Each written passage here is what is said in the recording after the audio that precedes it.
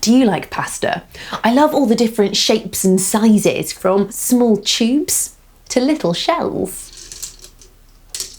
And of course, spaghetti. But what's in pasta and how is it made? Let's find out. How is it made? Pasta.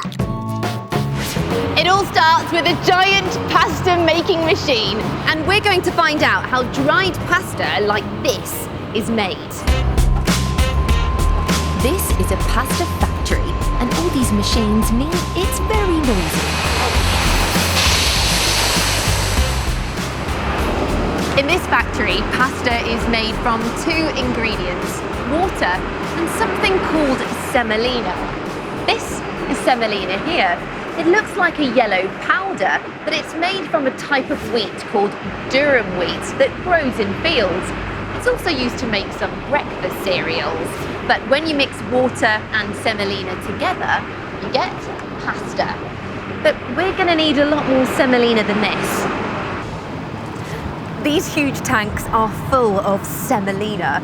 Each one can hold about 150 tons worth. That's the same as about 150 cars. But how does all that semolina get from the tanks to inside the factory?